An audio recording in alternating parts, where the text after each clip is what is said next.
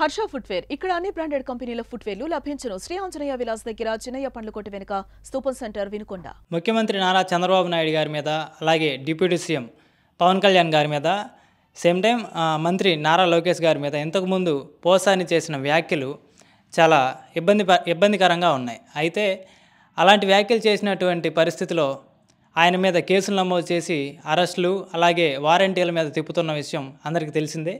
ఈ విషయం గురించి అలాగే నోరు ఎలా అదుపులో పెట్టుకోవాలి, ఎలా ఉపయోగించుకోవాలి అనే విషయం మీద పల్నాడు ప్రజల యొక్క రియాక్షన్ ఏంటో మనం తెలుసుకునే ప్రయత్నం చేద్దాం. పోసాని అంటే ఒకటండి, చేసుకున్న వాడికి చేసుకున్నంత నోరు ఉంది కదా అని ఒక పోసాని కాదండి, ఒక సుబ్బారావు గారు పుల్లారావు కాదు, నోరు ఉంది కదా అని ఎగబెడితే ఎప్పటికైనా ఇబ్బందులు వస్తాయి.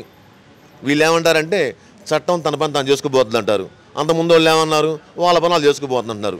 ఏదైనా కానీ ఒళ్ళు దగ్గర పెట్టుకొని ఎవరైనా కానివ్వండి దగ్గర పెట్టుకొని వాళ్ళ జీవితాల గురించి వాళ్ళు ఆలోచించుకుంటే బాగుంటుంది. పెద్ద వ్యక్తి గురించి మనం మాట్లాడేంత స్తోమత మనకు లేదు. దయచేసి ఎవరైనా కానీ వాళ్ళకు ఉన్నంతలో వాళ్ళకున్న స్తోమతలో మాట్లాడుకోండి. పెద్ద వాళ్ళని కించపరిచాను, నేను వాళ్ళని తిట్టానంటే వాళ్ళు ఊరుకుంటారండి? ఎవరు వాళ్ళ టైం వచ్చింది వాళ్ళు చూసుకుంటారు. అందుకనే నోరు అదుపులో పెట్టుకోండి. ఎవరైనా కానీ ఒక ఆయన కానీ కాదు ఈయన కాదు ఎవరైనా కానీ మాట్లాడే మాటలు ఆచితూచి మాట్లాడుకోండి. ఇవాళ ఏదో ఆయన ఏదో మాట అన్నారు, మరి వాళ్ళని 4 చోట దొరికాడు, వాళ్ళు వదిలిపెట్టకండి, ఇబ్బంది పెడతారు కదా. మరి లోకడ గతంలో ఎన్ని మాటలు అన్నారండి పవన్ కళ్యాణ్ గారిని, ఫ్యామిలీని బయటికి లాగాడు. తప్పు కదండి అది. పవన్ కళ్యాణ్ ఫ్యామిలీని, పవన్ కళ్యాణ్ పిల్లల్ని వాళ్ళు ఏం చేశారు మీ గతను? ఏమంటే వ్యక్తిగతం మీరు మాట్లాడుకోండి, రాజకీయంగా మాట్లాడుకోండి. ఫ్యామిలీని మాత్రం దయచేసి తీసుకురావద్దండి.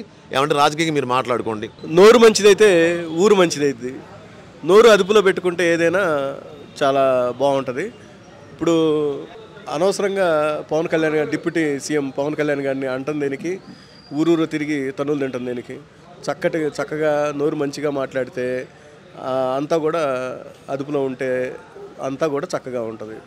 ఇది ఎవరు చేసుకున్న కర్మ వాళ్ళు అనుభవించాలా, తప్పదు. కక్ష సాధింపు ఏముందండి, అది జరుగుతున్నదేగా అన్నదేగా, సాక్ష్యాలు ఉన్నాయిగా. కక్ష సాధింపు చర్య కాదు అది చట్టం తన పని తను చేసుకుంటూ వెళ్ళిపోద్ది అంతే. ఎవరి ప్రయత్నం వాళ్ళు, ఎవరి హయాంలో వాళ్ళు జరుగుతూనే ఉంటుంది. రెడ్ బుక్ అంటున్నారు కదా, దాంట్లో భాగం అంటారు.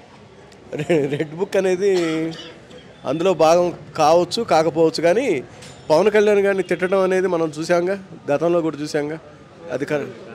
అది ఫ్యామిలీని పిల్లల్ని మరి అందరినీ కూడా నోటికి ఎట్లా వస్తే అట్లా మాట్లాడి అధికారం మాదుందని చెప్పి మాట్లాడితే ఈ రకంగానే ఉంటుంది. వీళ్ళైనా వాళ్ళైనా ఎవరైనా కానీ నోరు అదుపు పెట్టుకొని ఎంతవరకు మాట్లాడాలో, రాజకీయాలు అంతవరకు, రాజకీయాలు ప్రజలకి క్షేమంగా సంక్షేమాల గురించి వచ్చేటట్టు ఉండాలి. కానీ ఈ రకంగా కుటుంబాలు వ్యక్తిగత విమర్శలు కరెక్ట్ కాదనేది నా అభిప్రాయం. పోసాని మురళీకృష్ణ అరెస్ట్ ఏమిటండి? ఇవాళ మన రాష్ట్రంలో అనేక రకాలుగా గత 5 ఏళ్లలో అధికారాన్ని అడ్డుపెట్టుకొని తమ యొక్క విధ్వంసకరమైన మాటలతో అన్పార్లమెంటరీ వర్డ్స్ తోటి కుటుంబాలను అందరినీ కూడాను వ్యతిరేకిస్తూ ఎంతో హీనమైన భాషను వాడతా ప్రతి ఒక్క వ్యక్తిని అవమానపరిచిన వ్యక్తులు, అధికారాన్ని అడ్డం పెట్టుకున్న వ్యక్తులు ఈ రోజున పూర్తి సాక్ష్యాలతోటి నిరూపించబడి ఆ సాక్ష్యాలని వాళ్ళు కోర్టుల ద్వారా వాళ్ళు చేసిన ప్రసంగాలని సాక్ష్యాలుగా చూపిస్తూ కేసులు పెడుతున్నారే తప్ప వీళ్ళ మీద అన్యాయంగా ఎటువంటి కేసు పెట్టల ఏ ప్రభుత్వం అయినా సరే. నేను వైసీపీని సమర్థించటం లేదు, లేదా టీడీపీని సమర్థించటం లేదండి.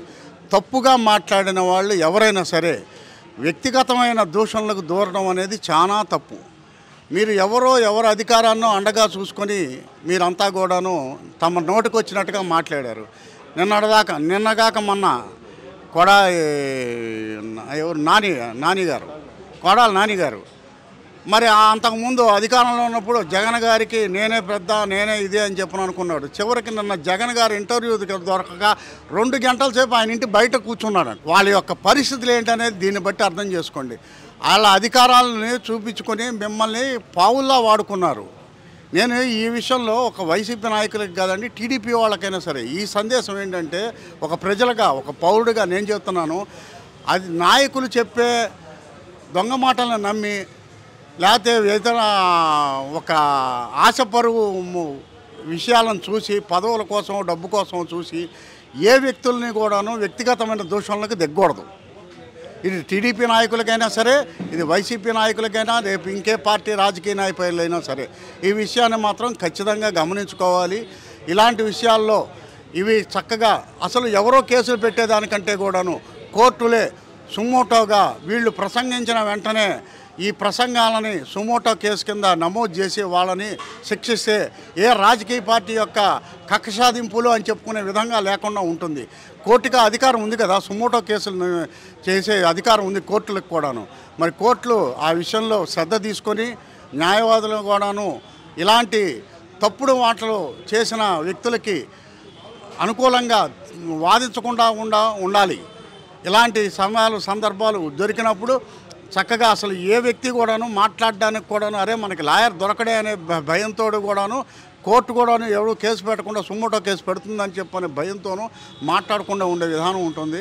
ఏదైనా సరే ప్రజలకు మేలు చేసే విధానం ఏదైనా ఉందంటే అన్పార్లమెంటరీ వర్డ్స్ వాడి అనవసరమైన వ్యక్తిగత దోషాలకు దూరకుండా చేయకుండా ప్రజలకి ఏం కావాలి, ప్రజల సమస్యలు ఏంటి అనేది చూడకుండా చేస్తే పరిస్థితులు ఇలాగే ఉంటాయి. కానీ ప్రజలు ఏ ప్రభుత్వం అయినా సరే, ఈ ప్రభుత్వం అయినా సరే, ఈ ప్రభుత్వంలో ఉన్న నాయకులైనా సరే తమ యొక్క కాలాన్ని వృధా చేయకుండా ప్రజల సేవకు ప్రజలకి ఏం చేస్తే బాగుంటుంది అనే విషయాల్లో దృష్టి పెట్టుకోవాల్సిందిగా నేను మనవి చేస్తున్నాను.